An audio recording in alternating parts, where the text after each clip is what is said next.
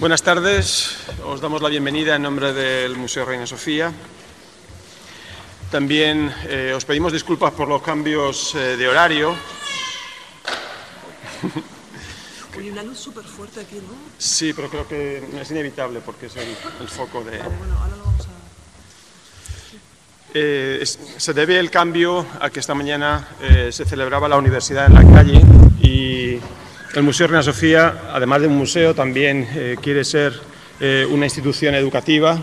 Albergamos distintos programas de posgrado y queríamos también de alguna manera participar en esta manifestación.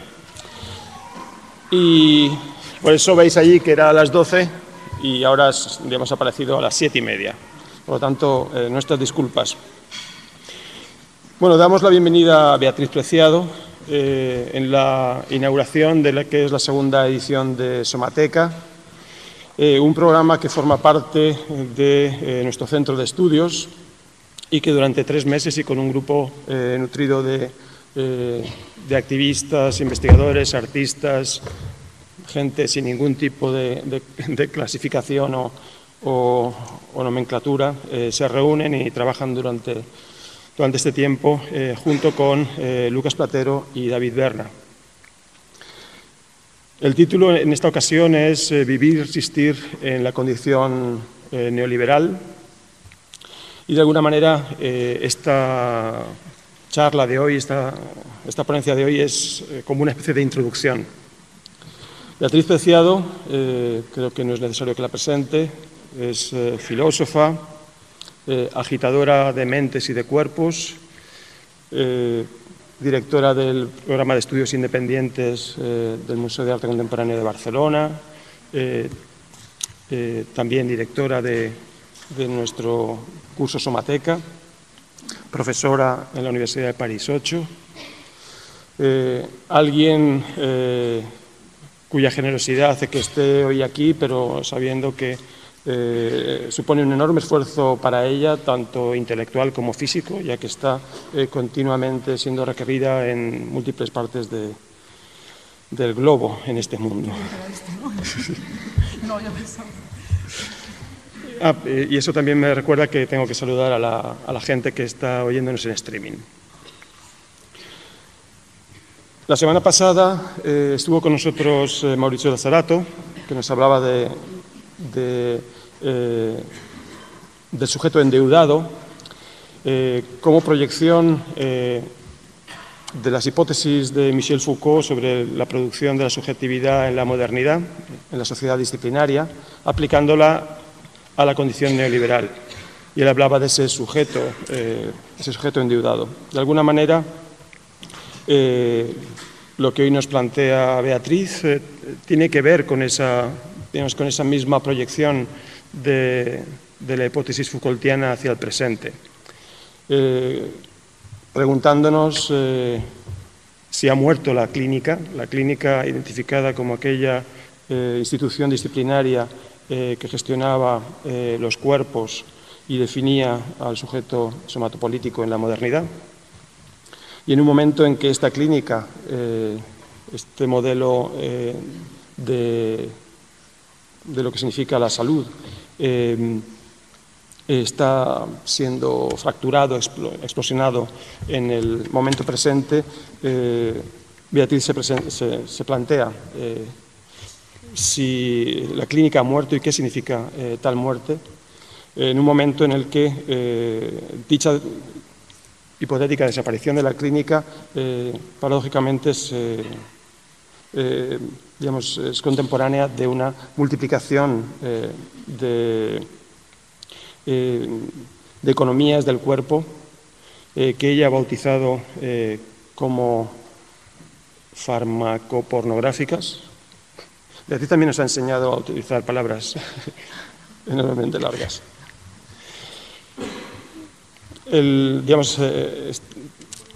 Esta argumentación viene simultáneamente matizada por una investigación de cuáles son las formas de vida y de resistencia en esa propia condición neoliberal. Tenemos nada más que una hora y poco para para hablar con Beatriz, por lo tanto yo me voy a callar y también recordaros que si no es muy tarde tendremos unos breves minutos al final para comentar, para charlar y para debatir. Bienvenida, Beatriz. Gracias. Muchas gracias. Bueno, muchas gracias, Jesús Carrillo, por tu presentación amabilísima, como siempre, y gracias también al director Manolo Borja y a esta institución por permitirnos, de alguna manera, ocupar el espacio del museo, esa esfera pública del museo, para llevar a cabo proyectos de investigación tan experimentales y tan insólitos como el de la Somateca. Como ya imagináis, por el propio título un tanto extravagante y enigmático de este seminario, evidentemente no se trata de un conjunto de saberes establecidos, sino más bien de un proyecto de investigación en el que ponemos a prueba algunas hipótesis experimentales. No sé si es posible o no posible, pero tengo una luz delante que realmente es totalmente cegadora y que además me impide ver a la sala, que es algo que es tremendamente molesto, porque es que no veo a nadie, de repente estoy como totalmente solo aquí. Un poquito más abajo, más abajo. Ahí, ya empezamos a vernos. Bueno, pues nada, ahora que ya os veo, bueno, pues daros también la bienvenida a todas, a todos y a todes, la bienvenida tanto a esta sesión de trabajo colectivo que tenemos hoy y a los que tenéis la amabilidad de venir, como a aquellos y aquellas que estáis participando en el proyecto Somateca, a los somatecos y somatecas del año pasado, que me alegra muchísimo volveros a ver también. Y muy especialmente me dirijo en este momento también a todos los somatecos del año anterior que están conectados con nosotros a través de la red. Y muy particular en este caso, me voy a dirigir a uno de vuestras compañeras y compañeros que se llama Emma o Emanuel y que en este caso está en Argentina y que también a través de sus incansables preguntas el año pasado ha generado también algunas de las reflexiones que voy a compartir aquí con vosotros. Yo creo que esta es la vez que luego me acusarán de perversión de menores. Vale. Porque es la primera vez que oía, ¿no?, un llanto infantil y ya sabéis estas cosas, ¿no? Luego el museo dice cuidado con herir la sensibilidad y ya vais a ver que algunas de las cosas que voy a intentar contaros hoy precisamente tienen que ver con modular y transformar eso que entendemos por sensibilidad, por percepción, por afecto y que ha definido el sujeto sexual de la modernidad, al menos desde el siglo XIX, y que está siendo transformado en el siglo XX y sobre todo en los primeros años del siglo XXI. Bueno, me vais a permitir que, como siempre, intente llevaros de una manera relativamente rápida por un sinuoso camino. La complejidad es que algunos y algunas y algunos de los que estáis aquí habéis hecho un trayecto conmigo en otros espacios de producción de conocimiento colectivo y algunos que estáis aquí, esta es la primera vez que tenéis habéis tenido la desastrosa idea de venir a las 7:30 de un sábado a escuchar lo que yo os voy a contar, porque a veces pienso cómo es posible que la gente esté aquí a las 7:30 de un sábado para preguntarse colectivamente por la muerte de la clínica. Bueno, pues os pido, por tanto, os agradezco la amabilidad y os pido un poco de paciencia, al menos en la primera etapa de mi intervención, que ya veréis, como siempre, es un tanto sinuosa y voy intentando llevaros por algunos caminos que quizás conozcáis, pero que quizás no. Bueno, como quizás sabéis, en 1963, Michel Foucault escribe El nacimiento de la clínica, lo que él llama una arqueología de la mirada médica. Entre 1963, en ese momento, y 1975, Michel Foucault va a delinear a grandes trazos una historia de la sexualidad, va a explicitar eso que él llama un dispositivo de la sexualidad, que según él había producido el sujeto sexual moderno, y ese dispositivo de la sexualidad, para Foucault, formaba parte de un conjunto de instituciones, o si queréis, se desplegaba en un conjunto de instituciones disciplinarias médico-jurídicas de las que la clínica, su mirada médica, su mirada disciplinaria y su taxonomía de la sexualidad eran, si queréis, paradigmáticas, formadoras de ese sujeto de la modernidad. Ese análisis que lleva a cabo Foucault, como sabéis bien, en parte tiene que ver con analizar las mutaciones de esas instituciones médicas y médico-jurídicas entre los siglos XVII y los siglos XIX. Y sobre todo es un análisis tremendamente centrado en las instituciones centroeuropeas del siglo XIX.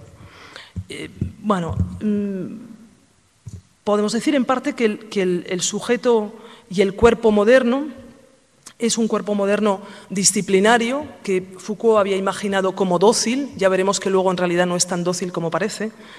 Y fijaos, uno de los elementos que van a ser centrales para Foucault en su análisis de la clínica y de ese aparato disciplinario que va a producir el sujeto sexual de la modernidad es que funciona con lo que él llama un sistema de verificación, es decir, un sistema semiótico técnico, un sistema de producción de verdad. Se trata de ¿qué? De una articulación de discursos y de representaciones en los que un enunciado puede tomar valor como verdadero o como falso. Es decir, lo que está haciendo Foucault, fijaros, es desplazar la noción tradicional de verdad y prestar atención a lo que él va a llamar los aparatos de verificación, que se construyen y se modulan históricamente. Y, entre otras cosas, él va a analizar, para entender la clínica, el paso de aparatos de verificación típicamente trascendentales y teológicos a aparatos de verificación, es decir, a articulaciones de discursos y de representaciones que tienen la especificidad de ser científicos, de presentarse como científicos y por tanto, fijaos, de relacionarse directamente no ya con lo trascendental, sino con el ámbito de lo empírico.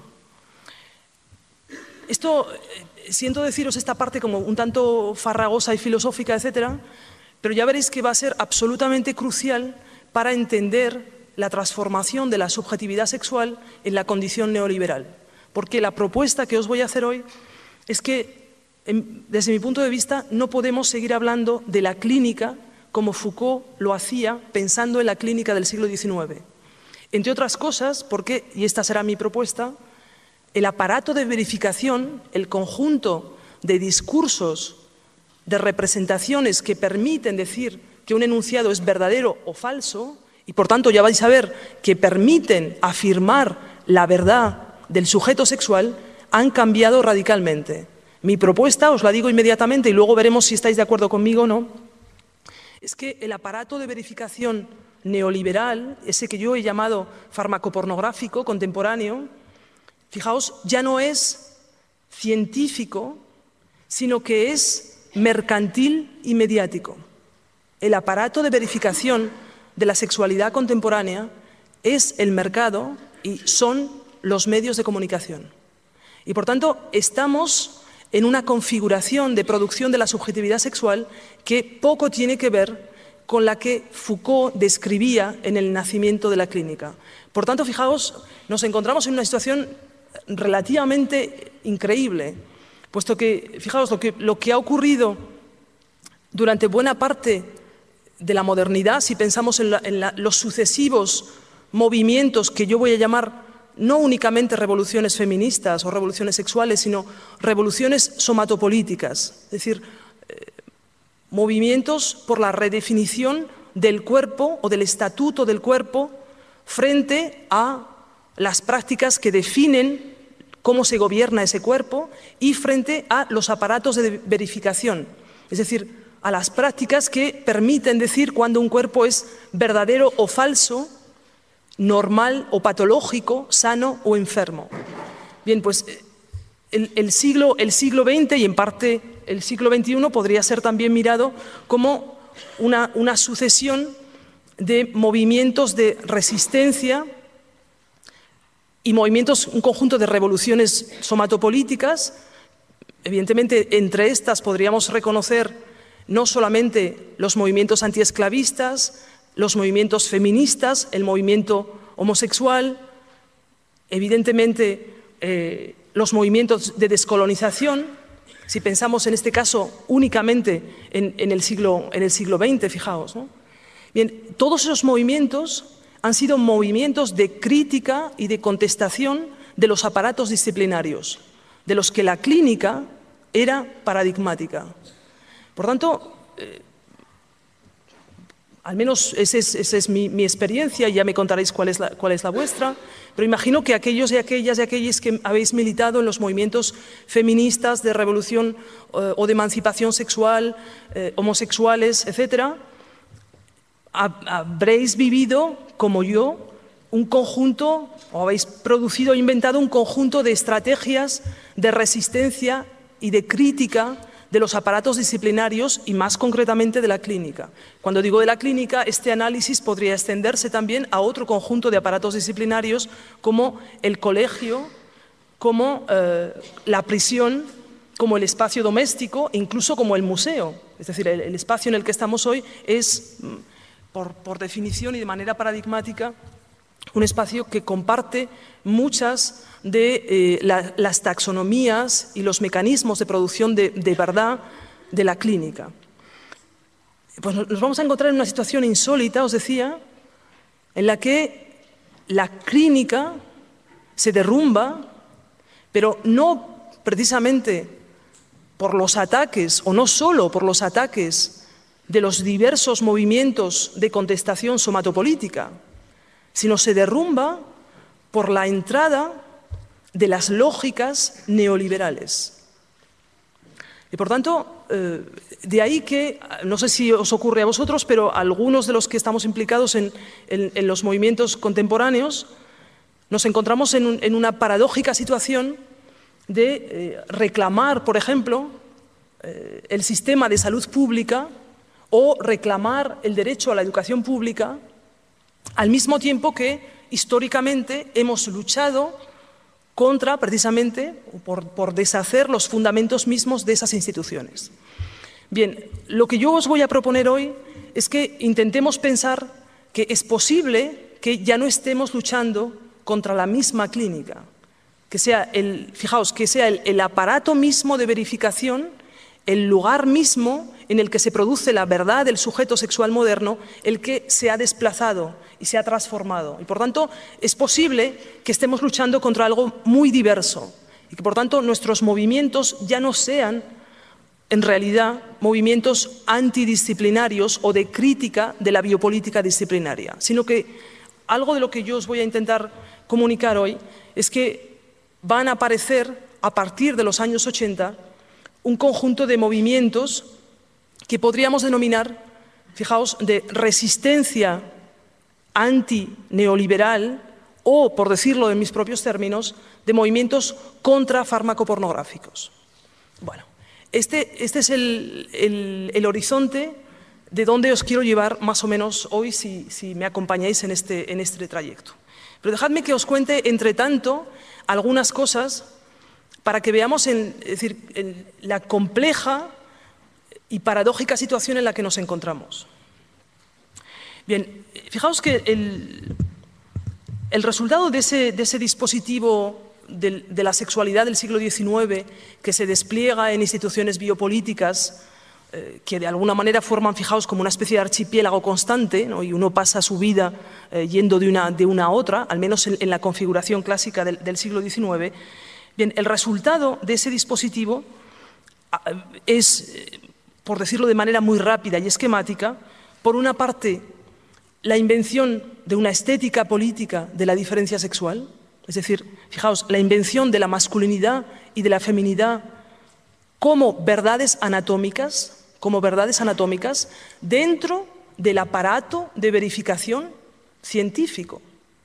Esa es una de las particularidades de la compleja situación de los movimientos políticos feministas y homosexuales. Es decir, que fijaos, estamos constantemente trabajando y resistiendo, desarticulando lenguajes que se presentan con la verdad, con la apariencia de la verdad científica.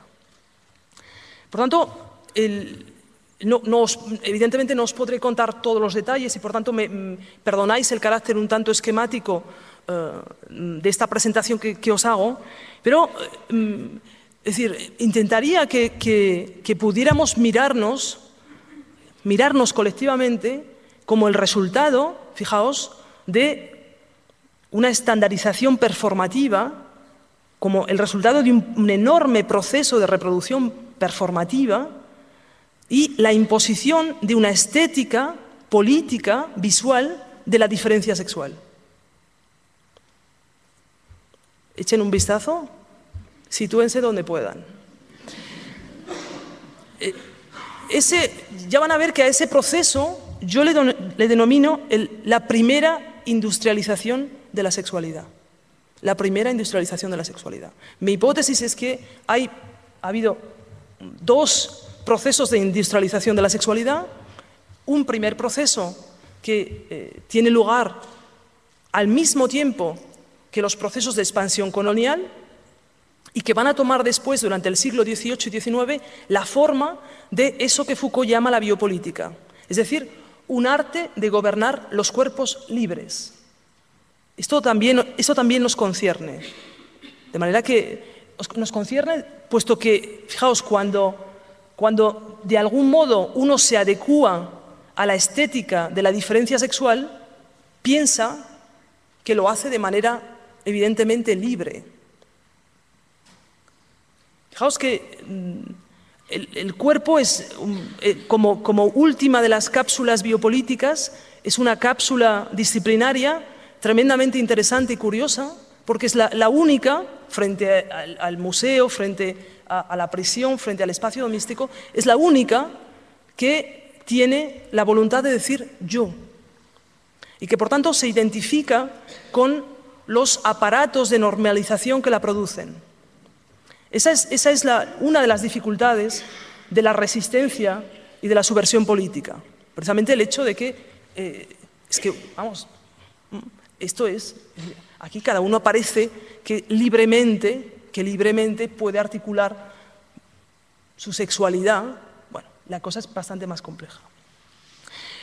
Bien, junto con la aparición de esta estética de la diferencia sexual, y siento deciros, no puedo entrar en detalles, las compañeras y los compañeros y compañeras de la Somateca del año pasado ya están de oírme con mi estética política de la diferencia sexual hasta arriba, y ya os podrán encontrar otros detalles, ¿no?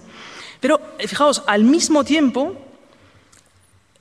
puesto que el objetivo de la biopolítica del siglo XIX es la reproducción del cuerpo nacional, el control de la reproducción del cuerpo nacional, se va a establecer una continuidad estricta, fijaos, entre sexualidad y reproducción.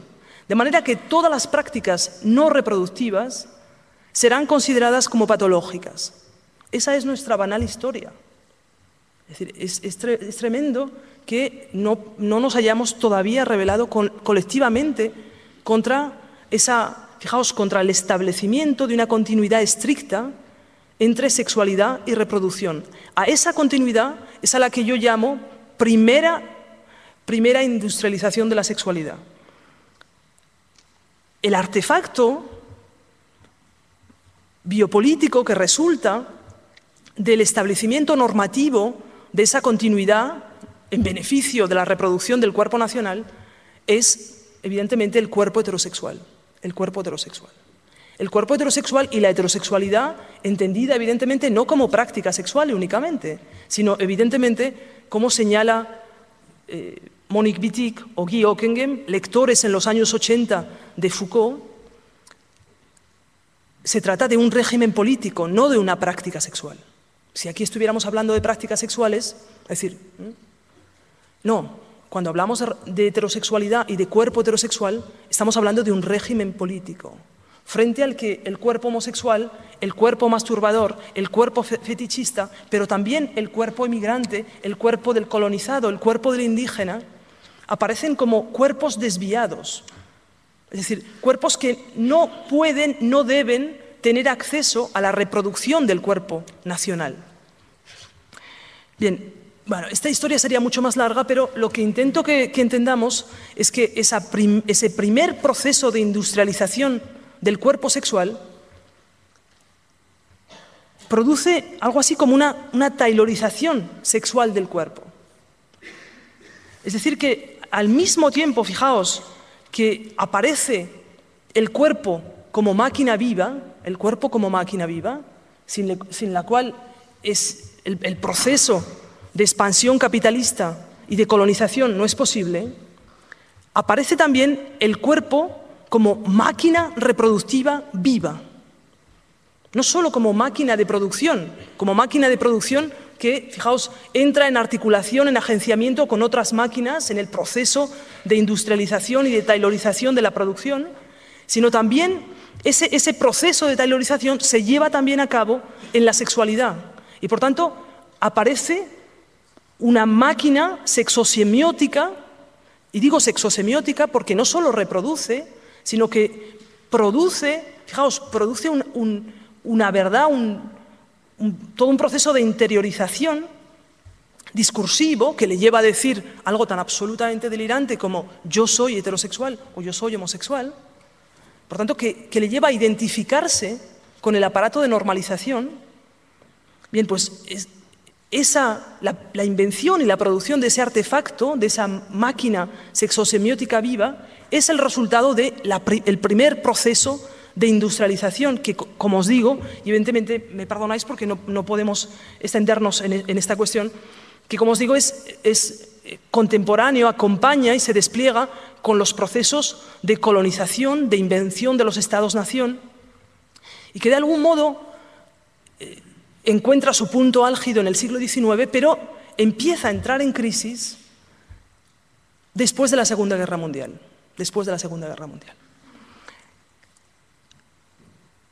Dejadme que os diga un último elemento de este primer proceso de industrialización de la sexualidad que nos inventa como artefactos reproductores vivos. El resultado de ese proceso es que cada cuerpo es considerado potencialmente fijaos, como potencial productor de esperma o útero generador. Es decir, la gestión biopolítica que domina el siglo XIX es una gestión y una distribución de los cuerpos en el espacio y con respecto a la reproducción únicamente en relación con sus fluidos reproductivos y sus órganos reproductores. Fijaos que, por tanto, las posteriores revoluciones somatopolíticas serán movimientos en los que, por ejemplo, las mujeres, en el sentido histórico del término, es decir, el sujeto biopolítico mujer inventado como ficción viva, llegará un momento que diga, como sujeto político, excedo mi útero reproductivo. Mi subjetividad no puede reducirse a ser útero reproductor. Bueno, esa será una de las quiebras fundamentales, una de las críticas fundamentales precisamente de ese aparato clínico que va a llevar a cabo esa primera industrialización de la sexualidad. Bien. Olvidamos a menudo, evidentemente, no solamente los procesos de colonización, de los que no os hablaré hoy y veréis por qué, porque mi urgencia en este momento, ya vais a ver, es otra.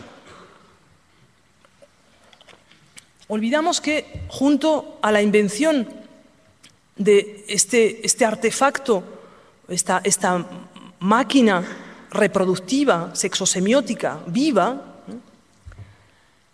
que somos, de hecho, es decir, cuando digo máquina no imaginéis nada rarísimo, es decir, se trata de un conglomerado de discursos, de prácticas, de técnicas del cuerpo, que además tiene la curiosa capacidad de decir yo. Bueno, pues estamos frente a una máquina, por eso digo sexosemiótica, porque no solamente es una máquina reproductiva, sino que además semiotiza el proceso de reproducción.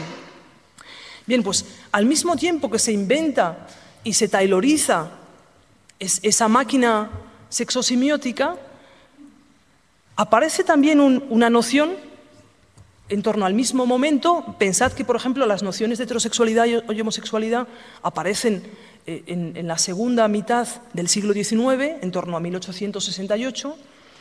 Bueno, pensad que prácticamente en el mismo momento, entre los años 1830 y 1850, aparecen también las nociones modernas de deficiencia y discapacidad física, psíquica, entendidas como patologías.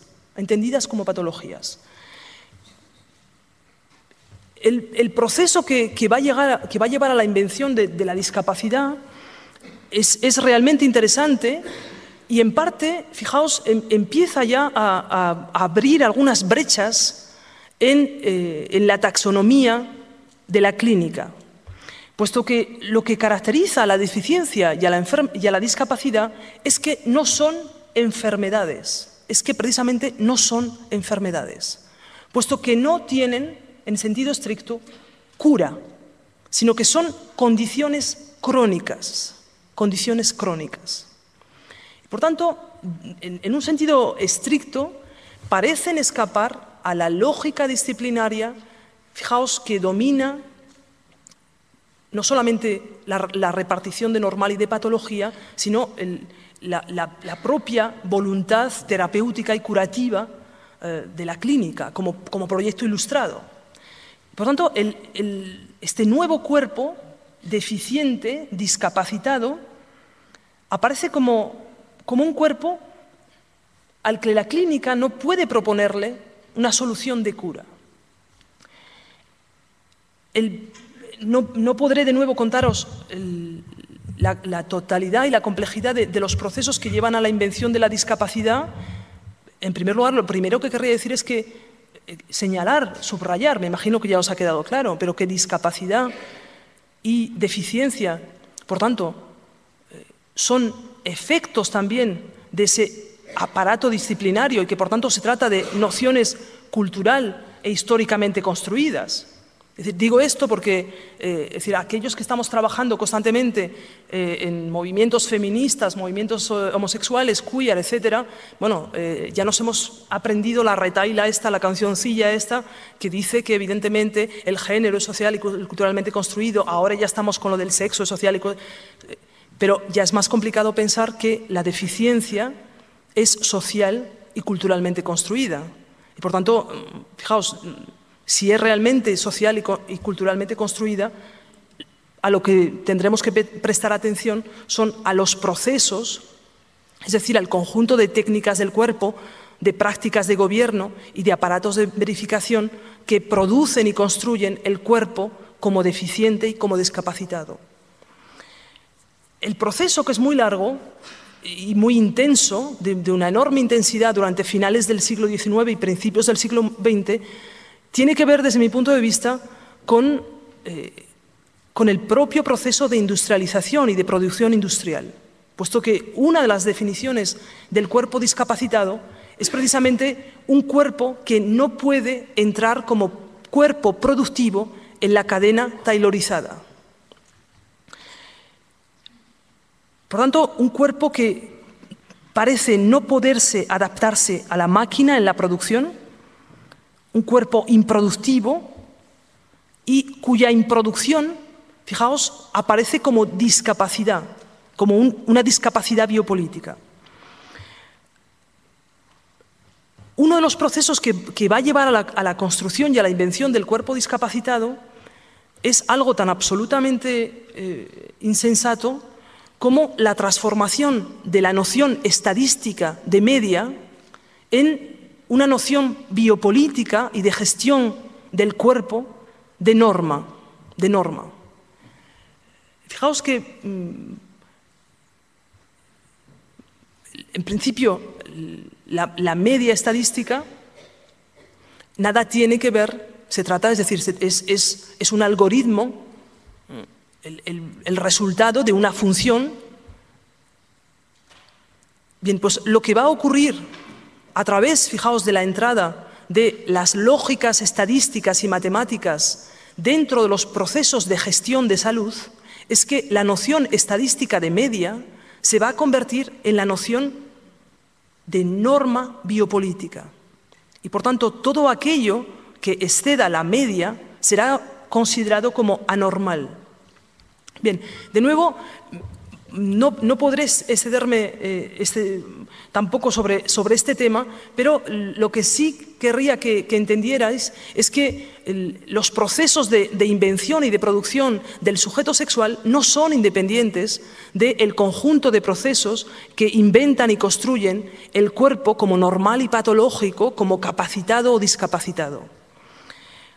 Una de las cosas que a nosotros nos interesan es que la gestión del cuerpo discapacitado no se lleva a cabo por técnicas biopolíticas, es decir, no se lleva a cabo por técnicas de maximización de la vida de las poblaciones, sino que la gestión del cuerpo discapacitado es casi como el lado oscuro de la biopolítica, por decirlo de algún modo, y lo que se va a producir es un retorno a formas soberanas, tanatopolíticas, es decir, a formas de gestión del cuerpo que tienen que ver con la muerte.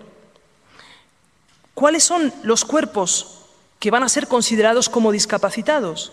Y por tanto, fijaos, lo que intento es que veamos que ese conjunto de nociones, incluso la noción de feminidad en sí misma o la noción de homosexualidad, pertenecen en el siglo XIX a taras, es decir, son consideradas como taras patológicas que deben ser eliminadas en beneficio de la reproducción del cuerpo nacional sano.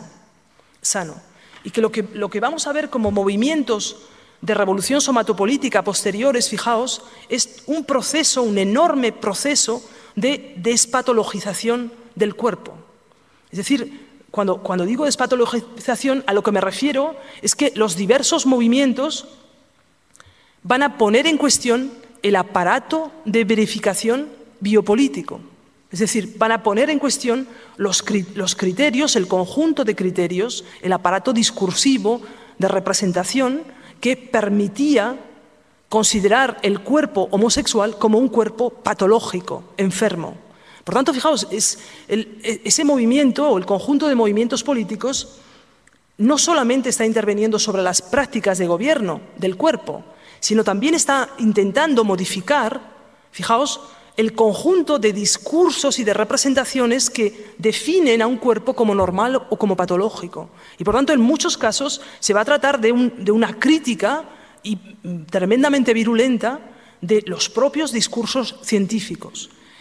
Os doy un ejemplo que suele pasar desapercibido, o que al menos en mis distintos trayectos por los grupos feministas siempre es una sorpresa darme cuenta que nadie conoce, o apenas casi nadie conoce, el origen de la palabra feminismo. No os lo voy a preguntar porque sería bochornoso, pero no, esto no lo digo no lo digo porque vosotros seáis imbéciles indocumentados, lo digo porque colectivamente somos el efecto de un borrado sistemático de los saberes subalternos sobre el cuerpo. Y por tanto, seguramente podéis llegar a tener un doctorado en sociología sin haber estudiado jamás la historia del feminismo, algo que es una aberración. Y por tanto, eso hace que me da igual la cantidad de títulos que podamos tener aquí colectivamente, seguro, prácticamente seguro, entre todos no podríamos decir cuál es el origen de la palabra feminismo, y a mí me ha llevado años y he encontrado este origen, fijaos, casi por casualidad. Es decir, ¿cómo? Trabajando precisamente sobre la clínica, trabajando sobre la invención del cuerpo normal y patológico y sobre la construcción cultural de la enfermedad. Os digo cómo aparece esa noción de feminismo, para que veáis, es decir, para que veáis qué demonios podría ser el feminismo como horizonte de transformación política y cultural. Es decir, un feminismo, ya vais a ver, en el que el sujeto de transformación política no es exactamente el cuerpo de la mujer, sino el cuerpo patológico. Bien, esa noción es inventada en 1871, de nuevo veis que, es decir, estamos en pleno auge de la clínica, en 1871, ¿por quién? Por un especialista en tuberculosis francés, el doctor Fanot de la Cour, que escribe un tratado sobre la feminización de los hombres que sufren de tuberculosis. Fanau de la Cour dice en 1871, los hombres que sufren de tuberculosis pierden los caracteres secundarios masculinos y sufren de feminización. Y fijaos, a esa patología que afecta a los hombres tuberculosos, Fanau de la Cour la llama ni más ni menos que feminismo. Y por tanto, la palabra feminismo, en sentido etimológico, aparece por primera vez en el discurso eurocéntrico del siglo XIX como, fijaos, como un significante médico que describe en absoluto a las mujeres, en absoluto el movimiento de las mujeres, es decir, de lucha y de activismo de las mujeres en el siglo XIX, en absoluto. La noción de feminismo en el siglo XIX se refiere ¿a qué? Se refiere a la feminización del cuerpo masculino tuberculoso. Eso es a lo que Fanau de la Cour llama feminismo. Dice, bueno, cuidado, esto es una patología. ¿Qué es el feminismo? Bueno, el feminismo es estos hombres tuberculosos que afectados, es decir, por mala respiración, por un conjunto de condiciones físicas defectuosas, en algunos casos desarrollan senos, en algunos casos pierden la barba y por tanto se produce, según Fanau de la Cour, fijaos, un proceso de feminización patológica. Lo que va a ocurrir es que el hijo de Alejandro Dumas, que es un pamfletista francés del siglo XIX, va a recoger la noción clínica y por tanto que pertenece a la patología clínica de la tuberculosis del siglo XIX. Fijaos, es decir, estamos en pura ciencia ficción, amigos. Es decir, es que nuestra historia, ¿no? Es que nuestra historia es para no dar crédito. Es decir, arrastramos colectivamente un conjunto de joyas semiótico-políticas que es que no las merecemos. Entonces, un año más tarde, Alejandro Dumas hijo, que evidentemente era muy sarcástico, es decir, era un escritor panfletario de la época, y por tanto estaba, es decir, muy al tanto de estas nuevas nociones que van apareciendo y que de algún modo se ponen a circular socialmente. Y fijaos, lo que va a hacer es utilizar por primera vez la palabra clínica feminista, es decir, esa palabra que se refiere únicamente al tuberculoso afeminado, es decir, me perdonáis, utilizo la nomenclatura clínica de ese momento, para referirse a los hombres que defienden la causa de las mujeres en defensa de sus derechos políticos. Tela marinera. Es decir, etimológicamente, los feministas son tuberculosos afeminados y en un segundo momento se van a convertir en ¿qué? En aquellos hombres que, claro, se feminizan, es que, perdonadme por el francés, se feminizan. ¿Cómo se feminizan? En contacto y defendiendo los derechos de las mujeres en el movimiento, fijaos, concretamente de sufragistas. Bueno, pues esa es parte de nuestra historia. Esa es parte de nuestra historia. Es tremendo que como feministas y feministas que somos, digo feministas y feministas, es decir, aquellos hombres afeminados que defienden la causa de las mujeres en la esfera pública. No entiendo por qué no hay más feministas. Es decir, cada año en la Somateca, bueno, ya sabéis que yo no creo en la diferencia sexual, por tanto, me da igual que haya 25 hombres es decir, nombres masculinos que 25 nombres femeninos. Pero bueno, constato que al menos en términos biopolíticos, es decir, en términos de normalización biopolítica, hay pocos cuerpos que hayan sido asignados como cuerpos masculinos en el nacimiento que lleguen hasta las derivas críticas de la Somateca, ¿no? Bueno, sirva el recuerdo de Fanau de la Cour y de Alejandro Dumas hijo para deciros a todos aquellos afeminados que quieran defender la causa de las mujeres en la esfera pública que son bienvenidos en la Somateca, puesto que estamos, aunque nuestras luchas no son exactamente las mismas, y esa es la clave de lo que estamos haciendo aquí, es decir, evidentemente que nuestras luchas no pueden ser las mismas que las de las sufragistas del siglo XIX. Esta es la complejidad del movimiento feminista contemporáneo, pero ya vais a ver por qué. Entre otras cosas porque la clínica ha cambiado. Bueno, os digo esto para que los feministas se animen a venir a la Somateca. Si no entraron en la primera edición, ojalá haya una tercera conmigo o sin mí, y que se animen a participar de ese proceso crítico. Bueno,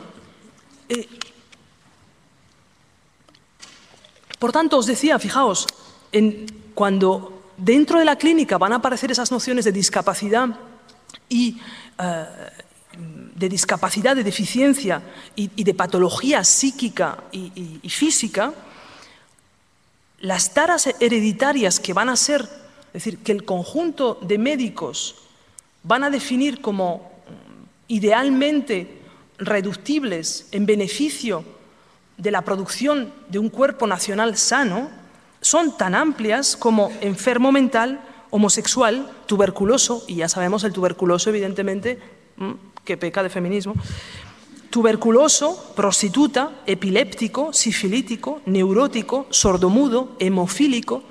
Me paro aquí porque la lista, es decir, fijaos, esa es la taxonomía de gestión del cuerpo patológico que está proponiendo el aparato clínico del siglo XIX. Claro, desde ahí nosotros podemos empezar a leer los distintos movimientos somatopolíticos que van a aparecer a partir, fijaos, de finales del siglo XIX, incluidas las sufragistas, como una crítica de esos aparatos de verificación, una crítica de los discursos, de las representaciones y de las técnicas de gobierno que definen el cuerpo normal y patológico. ¿Por qué?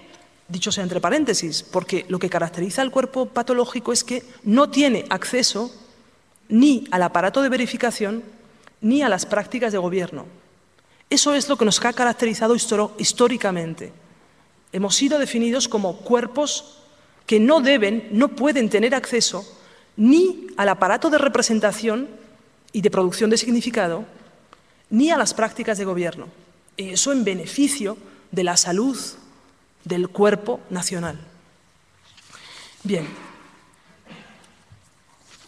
Claro, esto, es decir, a finales del siglo XIX ya estábamos mal y ya estábamos en una situación suficientemente compleja y bastante, es decir, lo curioso es que hayamos sido segmentados por unos procesos de emancipación política que fundamentalmente han sido identitarios. Porque fijaos que la repartición y la taxonomía de la clínica del siglo XIX nos había dejado en una situación en la que la revolución somatopolítica hubiera sido espectacular. Es decir, hubiéramos podido hacer una alianza somatopolítica de sifilíticos, tuberculosos, prostitutas. No, esta es a la revolución a la que yo os llamo.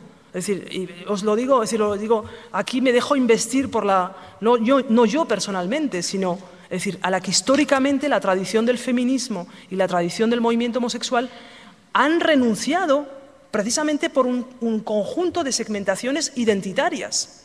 ¿Cómo es posible que el feminismo haya dicho nos ocupamos de la emancipación de la mujer, entendida esta como mujer blanca heterosexual, es decir, como útero reproductor de la nación centroeuropea y del cuerpo sano, que el movimiento homosexual haya dicho nos vamos a ocupar de los procesos de emancipación del cuerpo homosexual, cuando lo que teníamos, fijaos, precisamente a través de la compleja, del entramado discursivo con el que habíamos sido construidos en la clínica del XIX, estábamos en una situación, es decir, las alianzas posibles para hacer una revolución contradisciplinaria eran espectaculares.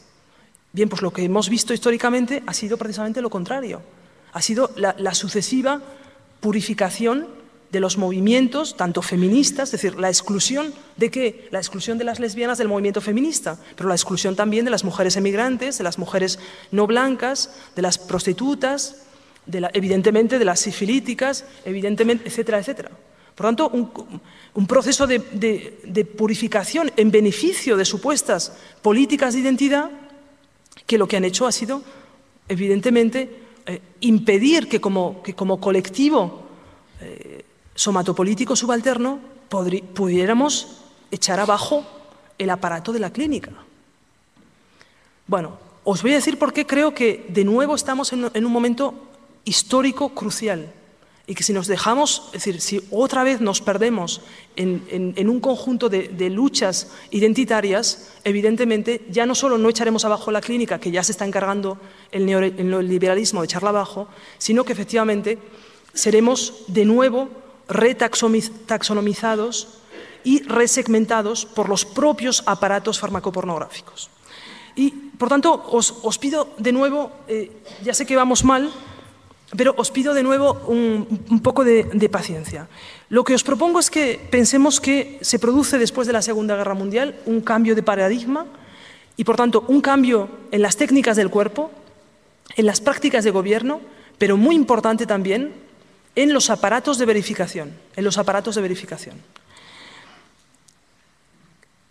Lo que os propongo es que aparece un nuevo aparato de verificación que ya no es científico y que va a tomar la forma, si queréis, del mercantilismo y que, como Foucault sugiere, no es únicamente una doctrina económica, sino una forma de producción y de reproducción de la vida.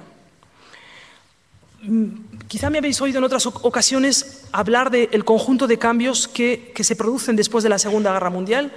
No me voy a extender, voy a simplemente nombrarlos de manera muy rápida por aquellos, en beneficio de aquellas y aquellos que no los conozcan. Pero para que veáis que se están produciendo unas mutaciones tan absolutamente radicales en las prácticas de gobierno del cuerpo y de la sexualidad, que nos vamos a encontrar literalmente con otros procesos de subjetivación que nada tienen que ver con esos que yo he denominado primera industrialización de la sexualidad. Lo que os propongo es que a partir de la Segunda Guerra Mundial nos encontramos en una segunda industrialización de la sexualidad. Rápidamente, ¿qué ocurre a partir de la Segunda Guerra Mundial? Se inventa la noción de género, ya os lo he contado en múltiples ocasiones, pero en beneficio solamente de nuestra vaga cultura feminista, que sepamos que, de nuevo, la noción de género, exactamente como la noción de feminismo, no la inventan las feministas, sino que la inventa el aparato médico. Más particularmente se inventa en los laboratorios de la Universidad Johns Hopkins en Estados Unidos durante los años 40-50. Y se inventa, entre otras cosas, para gestionar el cuerpo de los así llamados bebés intersexuales. ¿Qué quiere decir esto? De manera también muy rápida. Lo que quiere decir es que el aparato de verificación científica que proponía, fijaos, la existencia anatómica de la diferencia sexual, se está viniendo abajo. Se está produciendo en los años 40-50 una crisis epistémica. Es decir, que lo que ocurre literalmente es que el discurso médico comienza a darse cuenta de que existen un conjunto de cuerpos que no pueden ser reducidos a la diferencia sexual, que por tanto no pueden ser representados, reconocidos con el aparato de verificación de la diferencia sexual. ¿Qué hubiera debido pasar en ese momento? ¿Qué podría haber sucedido? De manera muy clara, lo que podría haber sucedido es que, bueno, pues una crisis epistémica que hubiera llevado a un cambio de paradigma. Por ejemplo, la medicina de los años 50 podía haber decidido que no existen dos sexos, sino que existen 4, 5, 6. Sabéis que hay hoy un debate tremendamente intenso y virulento dentro del propio estamento médico acerca de la existencia de una multiplicidad de variaciones morfológicas, genéticas, hormonales, que no pueden ser reducidas a la diferencia sexual.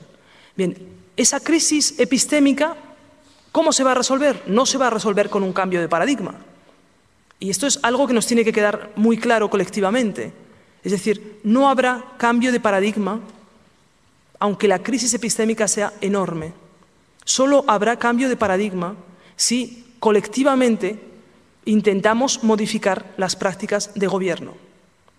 Es decir, es una historia que os puedo contar en otro momento si nos reunimos en más pequeños grupos o en más grandes o como sea. Es decir, es algo que tenemos que entender.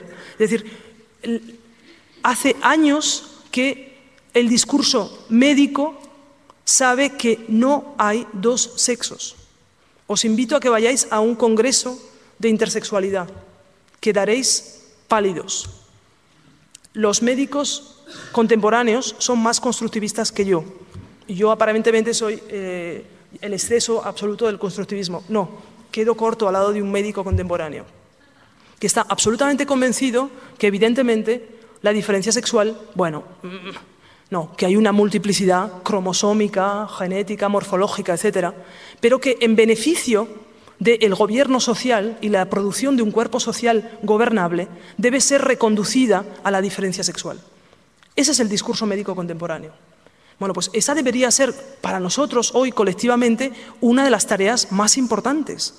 Como feministas dentro del movimiento homosexual, que no entiendo qué hacemos en movimientos separados, amigos. Es que no lo comprendo.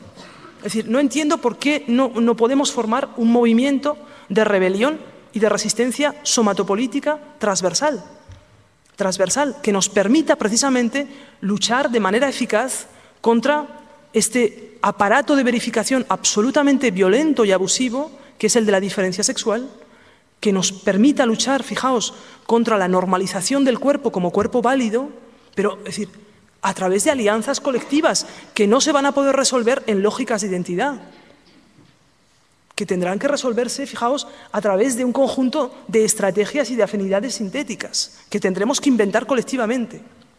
Bueno, esta cuestión es absolutamente central. No voy a insistir más sobre ella porque espero y confío que cada uno y cada una de los que estáis aquí la conozcáis. El segundo cambio que se va a producir es la invención de un conjunto de técnicas endocrinológicas, químicas, que van a separar reproducción y heterosexualidad. Eso lo que quiere decir literalmente es que la heterosexualidad, tal como la conocíamos y como se inventó como artefacto reproductivo y técnica de gestión de la reproducción en el siglo XIX, ya no existe. Bueno, debe existir, no sé, a lo mejor es posible que haya todavía cuerpos gestionados según aquella lógica. Si los hay, que levanten la mano. La heterosexualidad, tal como la inventa el siglo XIX, deja de existir a partir del momento, fijaos, en el que se inventa una molécula, un conjunto de moléculas que permiten separar heterosexualidad y reproducción. Lo más interesante no es solamente, evidentemente, que la heterosexualidad funciona a partir de ese momento como aparato de gestión político, pero únicamente como parodia, fijaos, únicamente como parodia, en beneficio de esta estabilidad social. No, lo más interesante es que la píldora se convierte en 1960 en la molécula farmacológica más vendida de toda la historia de la humanidad. Más vendida de toda la historia de la humanidad. Lo que quiere decir que el cuerpo sexual ya no es pensado como productor y reproductor, sino que está siendo pensado y construido como consumidor. Y esta es una mutación absolutamente clave. Es decir, creo que, no sé si os habéis imaginado y os habéis pensado, no tanto como productores y reproductores, sino como consumidores. Ese es el estatuto de la sexualidad contemporánea. Somos consumidores farmacopornográficos y solo accesoriamente productores y reproductores, puesto que es decir, la reproducción, ya lo sabéis, ha sido, y la producción, ambas, han sido externalizadas e idealmente se producen en otro lugar. Esto complica la gestión social y política. Es decir, del mismo modo que la producción está desplazada en Asia, está desplazada a distintos lugares de América Latina, etcétera, etcétera, es hoy también cierto que esos procesos reproductivos idealmente serían también desplazados a otros lugares. Bien. Habría un conjunto fijaos, de mutaciones que podríamos señalar. Una de ellas, evidentemente, es la expansión no solamente de técnicas farmacológicas de separación de heterosexualidad y reproducción, sino la invención y la expansión de todo un conjunto de técnicas de reproducción asistida. De nuevo, un conjunto de técnicas para las cuales el aparato de verificación ya no es estatal y ya no es fijaos, no es disciplinario, no es la clínica, no es científico, sino para las cuales el aparato de verificación es el mercado. El mercado. Bien. Evidentemente no os puedo contar las ramificaciones vertiginosas de la expansión farmacopornográfica. Pero lo que sí querría deciros, fijaos, más que... no quiero contribuir a una especie de paranoia gigantesca de estamos dominados por lo farmacopornográfico. No, no, no. Porque aquí nadie está dominado por nada. Es decir, este conjunto de formas de gobierno, de técnicas del cuerpo y de aparatos de verificación nos lo hemos inventado nosotros y lo gestionamos nosotros. Esta es la enorme paradoja. Es decir, aquí somos al mismo tiempo sujetos y objetos de gobierno.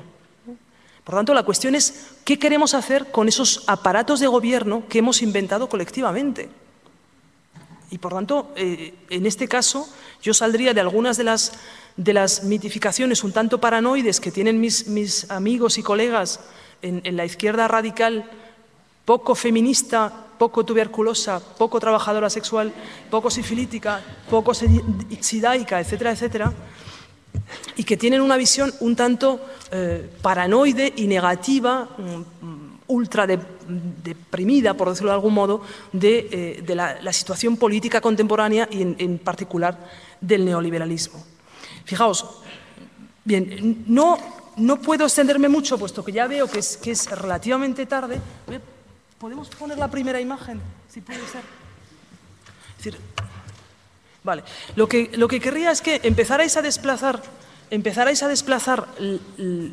la imagen tradicional que teníamos hasta ahora de la clínica y sus ramificaciones en archipiélagos disciplinarios que contenían el colegio, el museo, el espacio doméstico, la prisión, etcétera, etcétera, las veríais ahora desplazadas. Cuando digo desplazadas, no es que hayan desaparecido, la prueba, estamos en una de ellas, sino que trabajan ahora en articulación, en conflicto, en alianza estratégica con otro conjunto de prácticas de gobierno, de técnicas del cuerpo y de aparatos de verificación que ya no son disciplinarios, que ya no son los de la clínica y que se parecen a esto. Y en los que ocupamos el lugar no tanto, fijaos, de productores y reproductores, como de consumidores a crédito. Consumidores a crédito.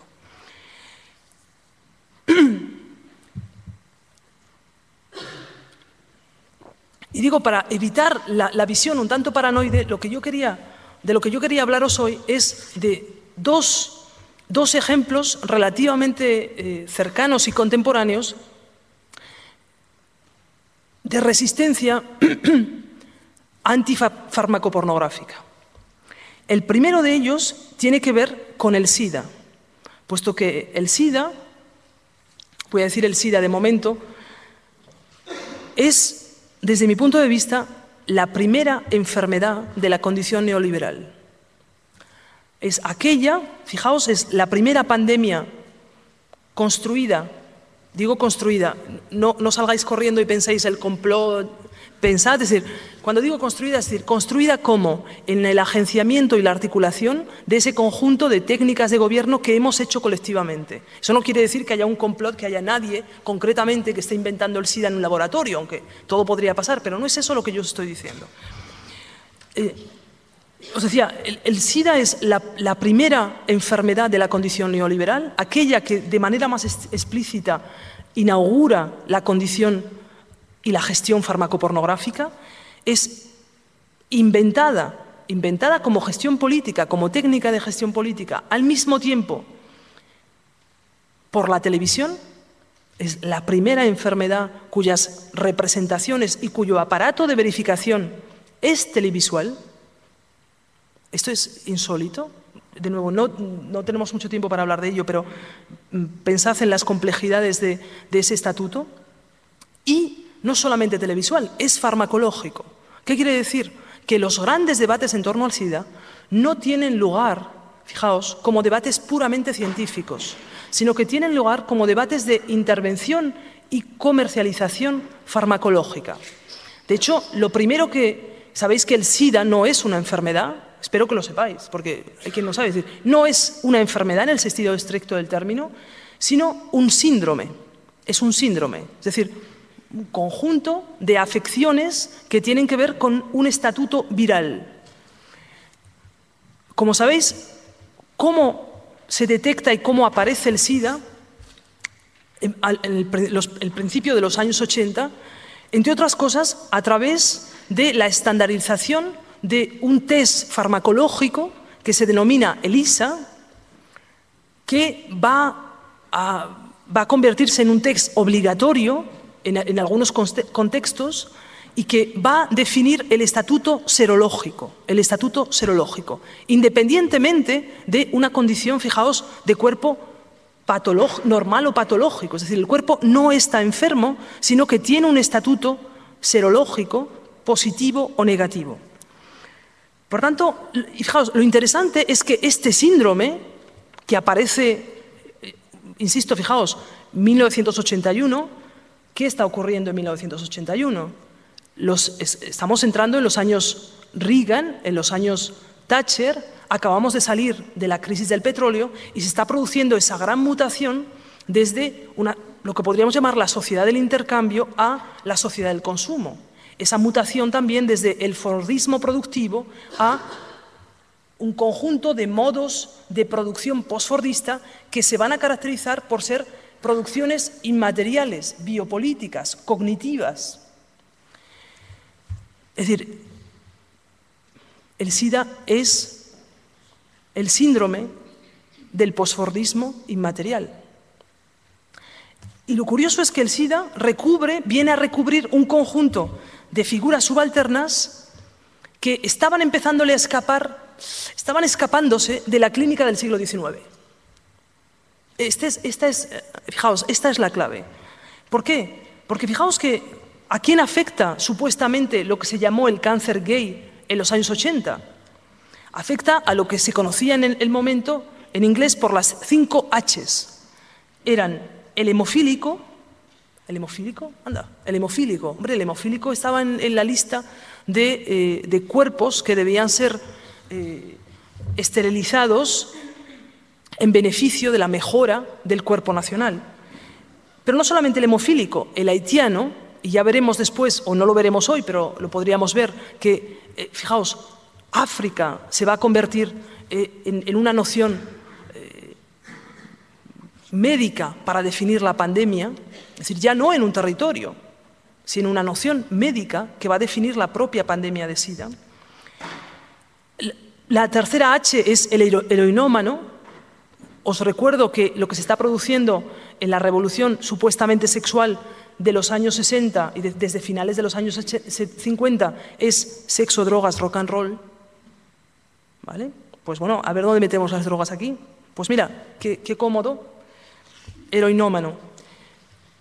Y la última H es hooker, en inglés prostituta. Es decir, fijaos, cómo volver a atrapar en la retícula de las prácticas de gobierno a la trabajadora sexual que está empezando por primera vez históricamente a enunciar demandas de reconocimiento de su propio trabajo, como trabajo. Bueno, entre ellos quedaría también el animal, puesto que el primate aparece como el lugar en el que emerge la enfermedad. Y fijaos que ahí de nuevo tenemos toda una nueva retícula de ¿qué? De animalidad, sexualidad, discapacidad, drogas, trabajo sexual. De nuevo, fijaos, las coordenadas de gestión política que ofrece el SIDA o que inventa el SIDA en los años 80 está definiendo un nuevo sujeto subalterno, fijaos, transversal, puesto que escapa de algún modo a las lógicas de la diferencia sexual, a las lógicas de la sexualidad tradicionalmente disciplinaria del siglo XIX. Bien, os daré un ejemplo simplemente de lo que me parece una forma de activismo de activismo contrafarmacopornográfico, y espero poder llegar al último ejemplo que os he traído sin que nos echen por la puerta, porque ya veo Jesús que empieza a preocuparse de no nos quedará tiempo para las preguntas, las respuestas y lo demás. Uno de los ejemplos, desde mi punto de vista, más paradigmáticos de un agenciamiento contrafarmacopornográfico es lo que va a ocurrir en los grupos de supuestos enfermos de SIDA que van a formar un conjunto de coaliciones activistas que en los primeros años 80 se van a llamar ACT UP, pero no únicamente ACT UP, habrá muchos distintos grupos activistas.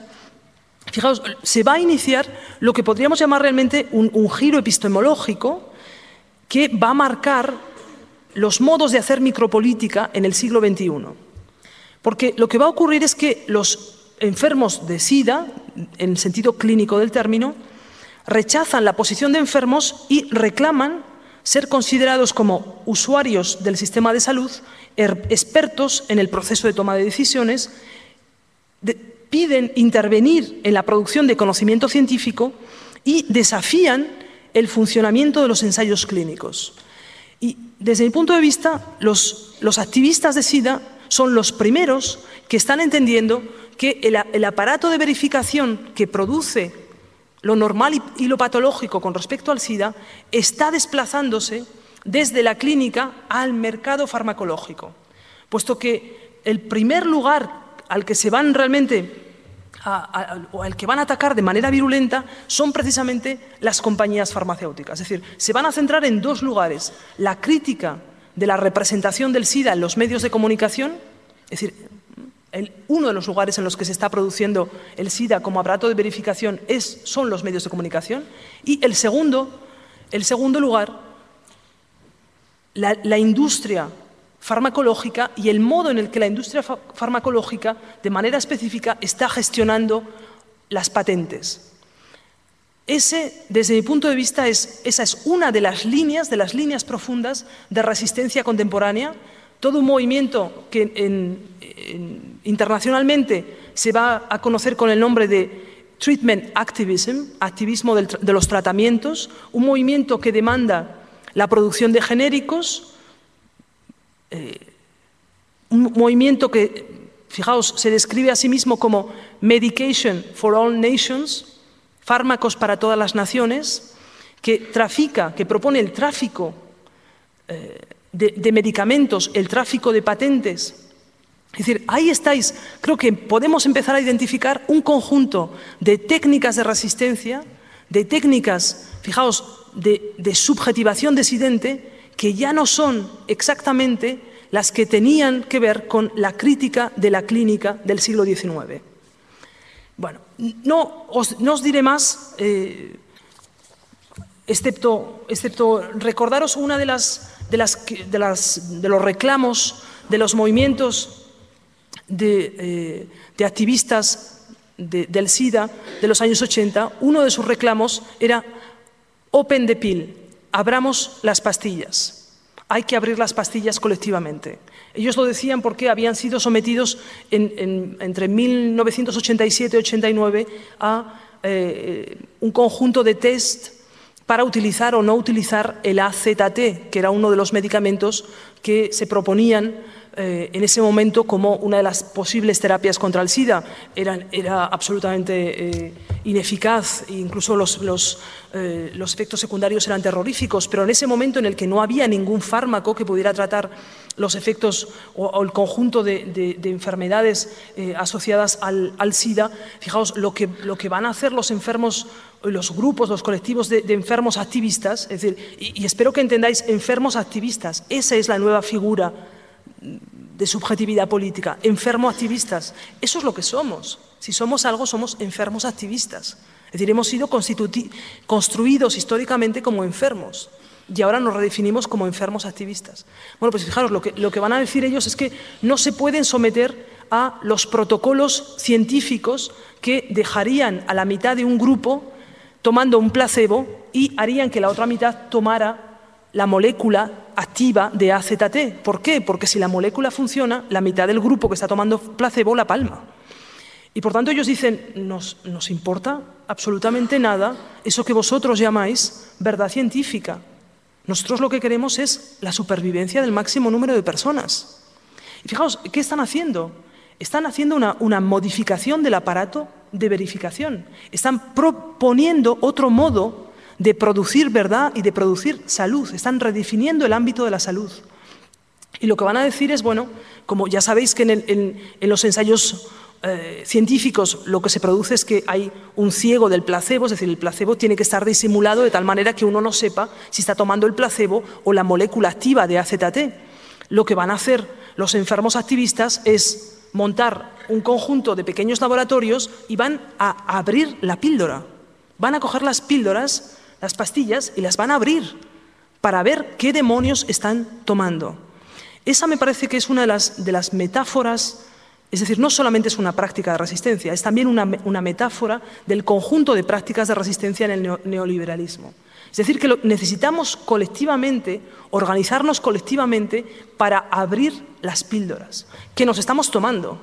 O sea, es decir, que ya no estamos únicamente en la clínica, sino que estamos construidos, producidos como en un conjunto de procesos de subjetivación que tienen que ver con el consumo farmacopornográfico y que colectivamente podemos decir, bueno, vamos a ver cuáles son las píldoras que nos estamos tomando. Eso supone procesos de agenciamiento colectivo, procesos fijaos, de intercambio de conocimiento colectivo. Evidentemente no todo el mundo podrá abrir todas las píldoras. Eso es lo que estamos haciendo aquí juntos. Es decir, vamos a ver si, por eso estamos aquí, porque de repente decís, a ver si nos abre alguna píldora por ahí. Pues es decir, eso es lo que necesitamos hacer colectivamente. Bueno, os cuento lo último que quería contaros ya en unos ya lamentables 10 minutos que me quedan. Pero que para mí es muy importante. Porque una de las cosas que querría hacer hoy ya también en estos ya lamentables pero maravillosos 10 minutos que nos quedan contando lo que yo espero hacer con ellos es que entendamos que de alguna manera abramos colectivamente el horizonte político de transformación que nos hemos dado en los movimientos feministas, en los movimientos de liberación sexual, etc., ¿no? Y por tanto quería presentaros hoy el trabajo de una activista autista americana que se llama Amanda Baggs. ¿Por qué? Porque fijaos que la noción de autismo va a ser inventada exactamente al mismo tiempo, en la misma clínica, que la noción contemporánea de género, esa que va a servir para, fijaos, para redireccionalizar los cuerpos o reasignar los cuerpos de los bebés intersexuales hacia la masculinidad o la feminidad. Es decir, en la clínica Johns Hopkins de Nueva York, y es una clasificación médica inventada por el doctor Leo Kanner, que él experimenta con un pequeño grupo de 11 niños y es así como llega a la definición de lo que él llama autismo infantil. Pocos años después, el austriaco Asperger, que evidentemente os suena también por el síndrome de Asperger, de lo que se conoce hoy como autismo y síndrome Asperger, como una constelación amplia. Bien, pues en esos mismos años, entre 1943 y 1950, Asperger va a definir lo que él llama psicopatología autista. ¿Cómo caracteriza la psicopatología autista tanto Kanner como Asperger? Y os pediría que os fijaseis en cómo aparece el autismo como la nueva enfermedad del posfordismo o de la producción inmaterial, de la producción cognitiva. El autista es el nuevo cuerpo, la nueva subjetividad discapacitada para la producción posfordista. Por eso no ha aparecido antes y por eso es crucial de la configuración de los años 50-60. Primero, rechazo o ausencia de la capacidad lingüística, con lo cual está claro que el autista no podrá ser un productor semiótico. Movimientos de autoestimulación rítmicos que ponen en peligro o que imposibilitan todo contacto social del autista. Trastorno comunicativo que hace que el enfermo no establezca contacto visual apto para la interacción social. Y pensad que las formas de producción que se están poniendo en marcha a partir de los años 50-60 esas formas de producción cognitiva tienen que ver con la comunicación social, con el intercambio, fijaos, con la producción de beneficio y de capital a través del intercambio comunicativo. Por tanto, es decir, el sujeto autista aparece como el nuevo discapacitado de la producción cognitiva y además es solitario, aislado y no emocional. Por lo tanto, fijaos, otro de los lugares centrales de la producción postfordista, eso que Negri ha llamado poner el cuerpo a trabajar y poner los afectos a trabajar, dicho de algún modo, el autista no tiene afectos que poner a trabajar, no puede poner afectos a trabajar. De modo que el autista aparece no solamente como una patología cognitiva, sino como una patología de lo social, de lo económico y como el límite mismo de lo político. Claro, fijaos que en ese sentido el autista aparece como el afuera constitutivo de lo político. De ahí que, por ejemplo, filósofos que trabajan en el ámbito de la bioética, tan conocidos como Peter Singer y por otra parte tan conflictivos en muchos aspectos que algunos de vosotras y de vosotros conoceréis, bueno, Peter Singer, que va a reclamar el reconocimiento de algunos animales, sobre todo primates, como humanos, va a solicitar también que algunos otros cuerpos descalificados sean reconocidos como no humanos, entre ellos los autistas. Ya veréis lo que le va a decir Amanda Bax a Peter Singer, que se va a quedar seco. Y os presento muy rápidamente el trabajo de Amanda Bax y espero que, a pesar de la larguísima charla que os he echado hasta las 9, que al menos haya merecido la pena venir hasta aquí para que veáis por primera vez a Amanda Bax si no lo habéis visto nunca. Es una activista autista americana, insisto, que ha nacido en California, nació en California en 1980, que fue diagnosticada como autista de funcionalidad baja y que ha pasado prácticamente la mitad de su vida en instituciones de reclusión y la otra mitad en compañía de eso de lo que hoy se llama las industrias de la discapacidad. Pensad que, de acuerdo al nuevo test autista que se pone en marcha a partir de 1982, 1 de cada 150 niños norteamericanos son considerados como potencialmente autistas. Y por tanto, fijaos, como consumidores, no ya únicamente, fijaos, como sujetos o como objetos de la disciplina clínica, no, sino consumidores de las industrias de la discapacidad. Ese es uno de los retos políticos y de las críticas políticas que Amanda Bax hará a la noción misma de autismo. El sistema médico norteamericano considera que cuesta entre 1 millón y 7 millones de dólares capacitar el cuerpo autista, hacer que el cuerpo autista sobreviva y se integre en procesos de capacitación productiva. Claro, evidentemente, frente a lo que estamos, fijaos, es un aparato de verificación y de producción del cuerpo neoliberal que poco tiene que ver con la clínica tradicional. Amanda Bax es hoy una de las figuras del movimiento por la neurodiversidad. Lo más curioso, fijaos, es que Amanda Bax no sale de su casa, está en principio aparentemente totalmente sola. Por tanto, lo que os pido es que empecéis a imaginar también otras formas del activismo político y de la acción política que no tienen por qué regirse, es decir, incluso ni por las lógicas disciplinarias del siglo XIX, ni tampoco por algunas de los imaginarios políticos y de las mitologías de la insurrección política del XIX. ¿Cómo trabaja Amanda Bax? Amanda Bax trabaja en conexión crítica con la máquina semiotécnica. Ya vais a ver, lo que vais a oír no es la voz de Amanda Bax, porque no puede hablar, sino su vocalización a través de la máquina. ¿Cómo va a empezar a trabajar políticamente Amanda Bax? En 2007 pone en circulación un vídeo, hoy absolutamente conocido en el movimiento de la neurodiversidad, que se llama In My Language.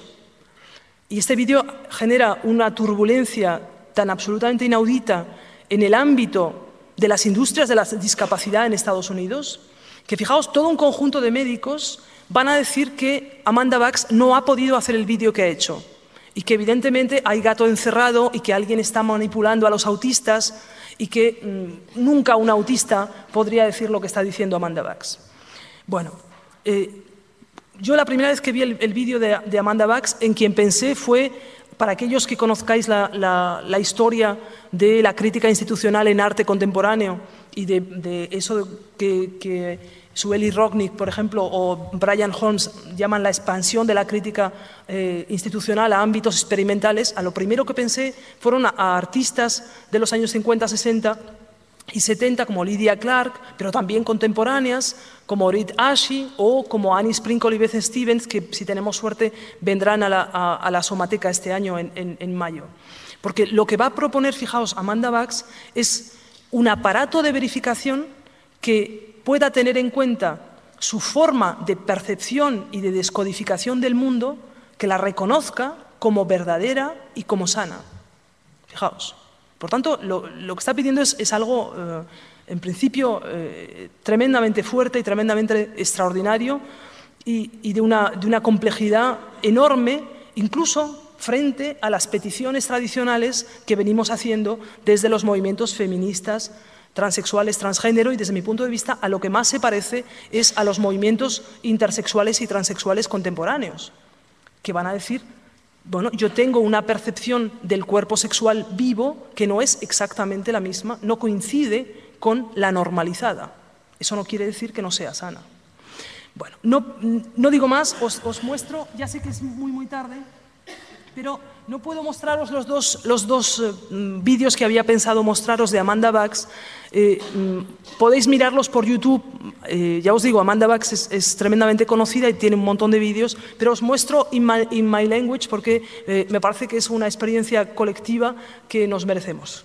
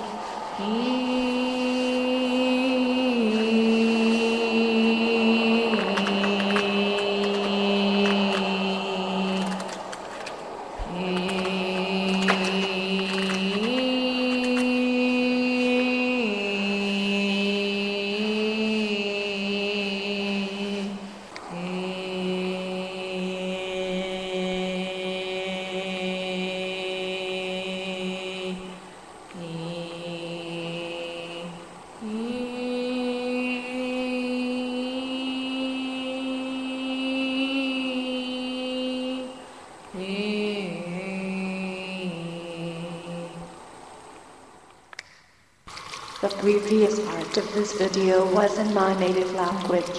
Many people have assumed that when I talk about this being my language, that means that each part of the video must have a particular symbolic message within it, designed for the human mind to interpret. But my language is not about designing words or even visual symbols for people to interpret.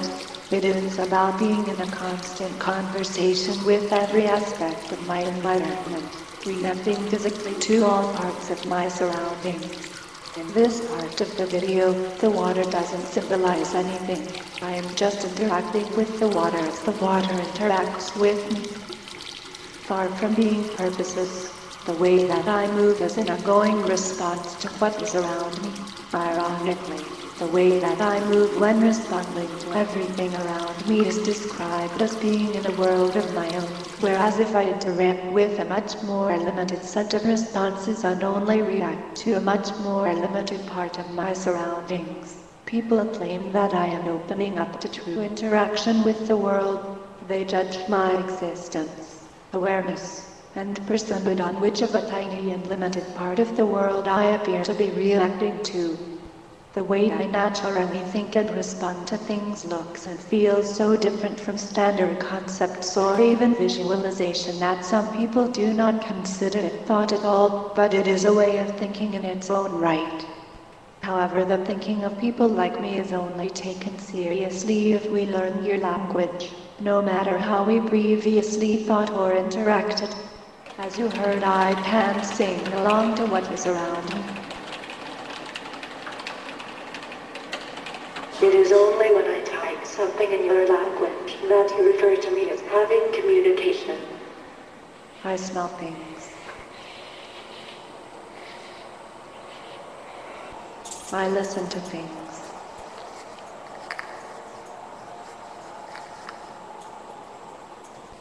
I feel things.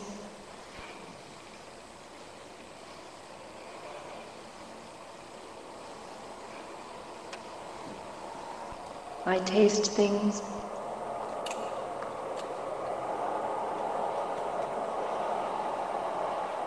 I look at things. It is not enough to look and listen and taste and smell and feel. I have to do those to the right things, such as look at books, and fail to do them to the wrong things, or else people doubt that I am a thinking being. And since their definition of thought defines their definition of personhood so ridiculously much, they doubt that I am a real person as well. I would like to honestly know how many people, if you met me on the street, would believe I wrote this. I find it very interesting by the way that failure to learn your language is seen as a deficit, but failure to learn my language is seen as so natural that people like me are officially described as mysterious and puzzling rather than anyone admitting that it is themselves who are confused, not autistic people or other cognitively disabled people who are inherently confusing. We are even viewed as non-communicative if we don't speak the standard language, but other people are not considered non-communicative if they are so oblivious to our own languages as to believe they don't exist. In the end, I want you to know that this has not been intended as a voyeuristic freak show where you get to look at the bizarre workings of the autistic mind. It is meant as a strong statement on the existence and value of many different kinds of thinking and interaction in a world where how close you can appear to a specific one of them determines whether you are seen as a real person, or an adult, or an intelligent person, and in a world in which those determine whether you have any rights. There are people being tortured, people dying, because they are considered non-persons, because their kind of thought is so unusual as to not be considered thought at all. Only when the many shapes of personhood are recognized will justice and human rights be possible.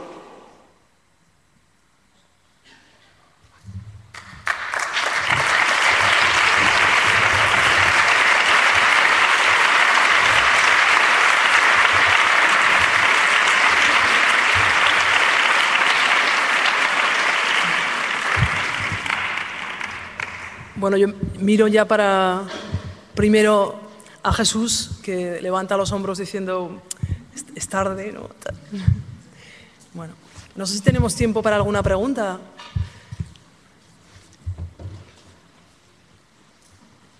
Por ahí hay preguntas.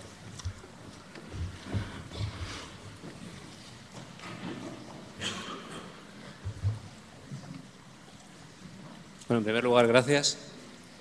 Quería comentarte, has hablado de lo que significa el poder de la definición sexual y de todas las definiciones que a raíz de ello se generan. Pero desde mi punto de vista he echado de menos una coordenada. ¿A quién beneficia la definición? Perdón. ¿A quién beneficia la definición?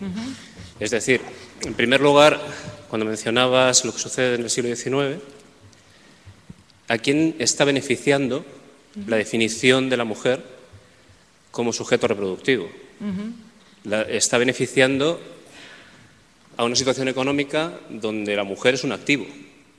Y cuando digo activo me refiero en sentido económico. Un activo es algo que se controla para producir. La mujer en ese caso es un sujeto que sirve para producir. En la medida en la que se la somete a ser reproductiva, se la tiene controlada durante 10, 15, 20 años, probablemente más, porque se van sucediendo los actos reproductivos. Hay un sometimiento de la mujer. Eso cambia con la Segunda Guerra Mundial, puesto que la mujer se convierte en un sujeto productivo que también consume, al estar los soldados en guerra. Bueno, esa es la historia que nos han contado, pero la mujer, si quieres decirlo de ese modo, como sujeto histórico, siempre ha sido un sujeto productivo. Quiero decir, una de las primeras cosas que tenemos que poner en cuestión es, fijaos que esa es una de las grandes críticas del feminismo a Marx, precisamente, es que ha naturalizado la distinción producción-reproducción y ha pensado la masculinidad como productiva y la feminidad como reproductiva. Cuando yo os hablaba hoy precisamente de la invención del cuerpo heterosexual y del agenciamiento heterosexual, es precisamente para que entendamos que tanto la masculinidad como la feminidad efectivamente ocupan lugares diversos, pero participan de una configuración compleja de producción-reproducción. Hoy sabemos que históricamente las mujeres han participado a la tarea de la producción. De hecho, fijaos, si pensamos realmente qué quiere decir producción biopolítica, producción del cuerpo nacional y producción del cuerpo nacional en el sentido económico del término, no hay distinción entre producción y reproducción. Esa sería una de las conclusiones, fijaos, teóricas más potentes, que pondría en cuestión algunas de las estrategias clásicas de la izquierda más tradicional, puesto que, fijaos que la izquierda ha trabajado siempre, valga decir trabajado, pero es decir, ha funcionado con la noción de trabajo y con la segmentación de clase. Es decir, y por tanto ha funcionado a través de un análisis de la producción. Solo más tarde los análisis feministas y las lecturas feministas de Marx dirán, bueno, cuidado, y la reproducción. Con lo que nos enfrentamos hoy es con un proceso en el que la reproducción es producción y los procesos de producción implican siempre una gestión reproductiva. Fijaos, eso es algo de lo complejo que yo os propongo, que os puede convencer o no, esto no, luego ya cada uno aquí, yo entiendo que, por ejemplo, deshacerse de sus aparatos conceptuales más marxistas tradicionales, tal, esto, claro, tiene sus ventajas y desventajas luego, ¿no?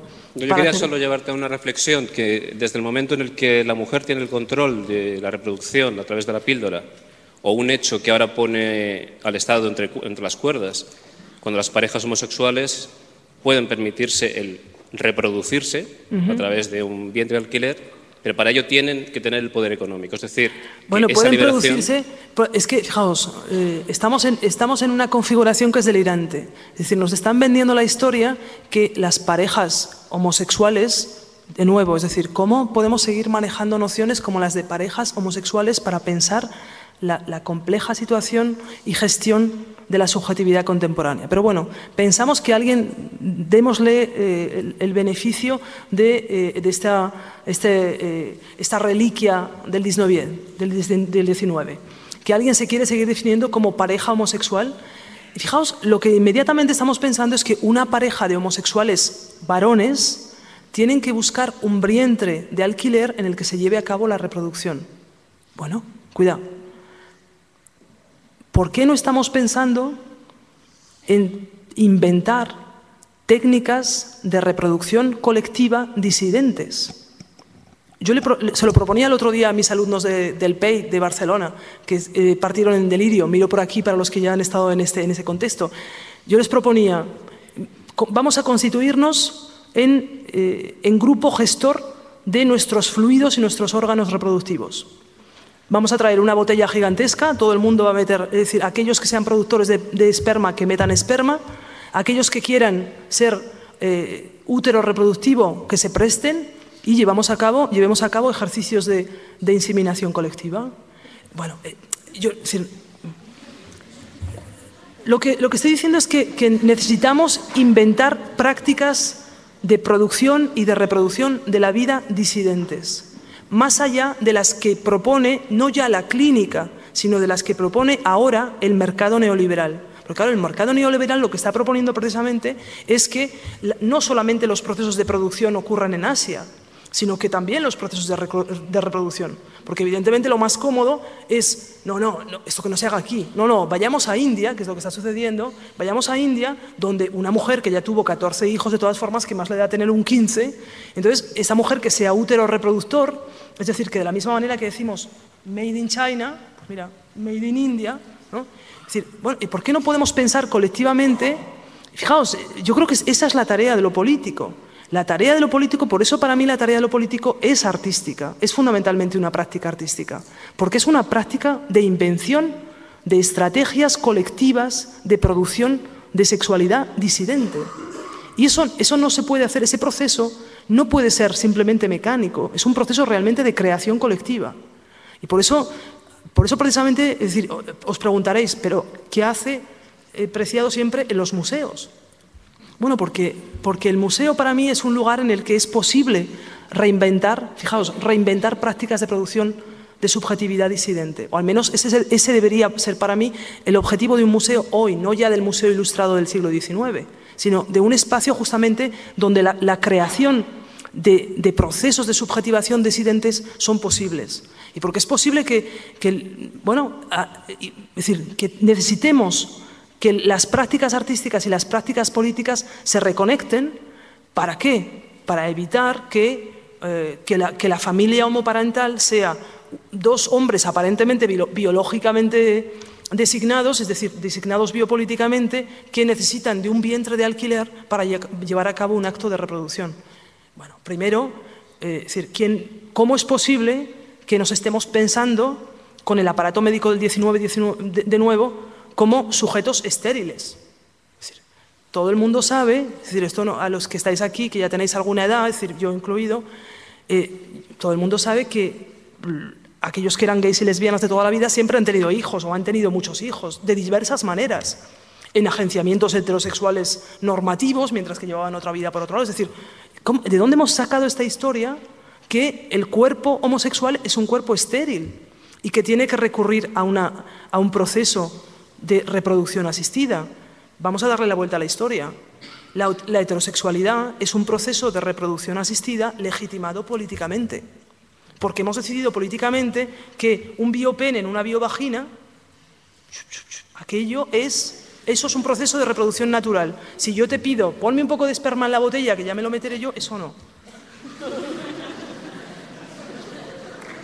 Es decir, bueno, eso es un proceso de legitimación histórica. No, a ver, yo digo esto, luego si decidimos hacerlo colectivamente, tampoco seré yo solamente responsable de estas cosas, ¿eh? O sea, quiero decir, no vaya a saber que luego alguien me diga, hemos tenido un hijo tuyo o cualquier cosa, y digo, no, que yo me he librado de estas historias de ser padre o madre, ya, o sea, pero yo creo que esa es la tarea con la que estamos enfrentados, es decir, tenemos que inventar técnicas de subjetivación disidente a las que nos propone no solamente la clínica del 19, que ya no propone casi nada, sino precisamente a las que nos propone la nueva clínica neoliberal, que es así, está haciendo unas propuestas tremendamente agresivas. Antes hablábamos con alguien de la Somateca del año pasado que me decía, me estoy inseminando y tela por lo que estoy pasando. Es decir, bueno, ¿y por qué no colectivizamos el saber que está teniendo lugar en estas nuevas clínicas?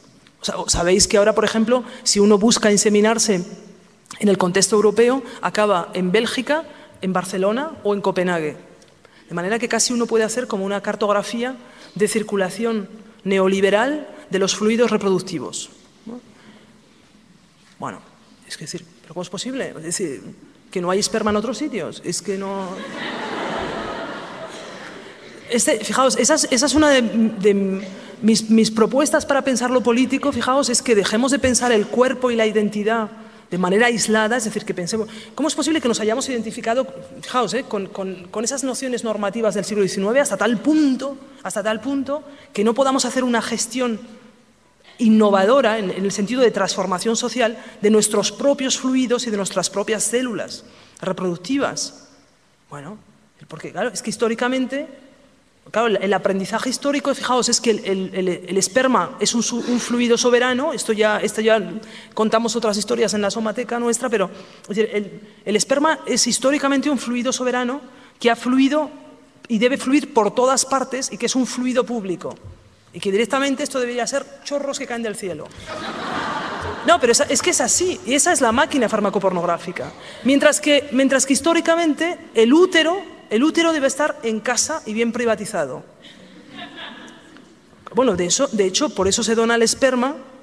El esperma se dona como la sangre, que es un fluido también soberano, y que ahí va uno a donarlo, ¿no? Mientras que, cuidado, el óvulo se vende, y bueno, ya si hablamos del útero, ya la cosa es como tela marinera, ¿eh?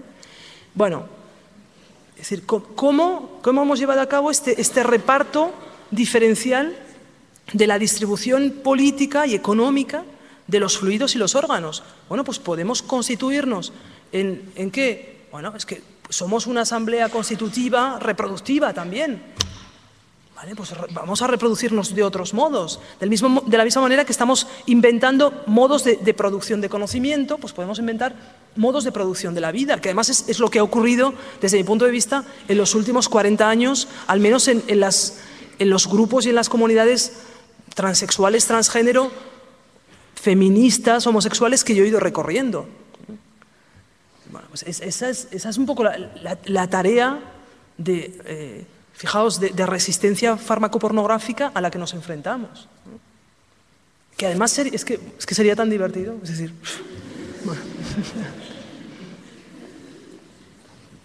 Bueno, ya por aquí, por el museo, aunque claro, ya veis que voy dando como alabanzas al museo para que no nos echen, ¿no?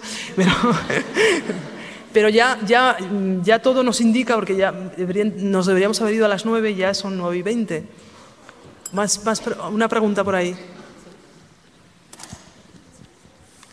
Bueno, estamos hablando de reproducción, nuevas formas de reproducción, y me quedo pensando, me preguntando, la creación. ¿Cómo se da la creación de los niños? Creo que por ahí es un punto fundamental, ¿no? La educación, porque la transformación social y de reproducción de todo eso que estamos hablando, cultural, pues yo creo que depende de la educación de los niños, porque vale, vamos a reproducir de varias formas, perfecto, pero ¿cómo vamos a crear los niños? ¿Qué vamos a decirlos? Y que ellos van a pensar del mundo.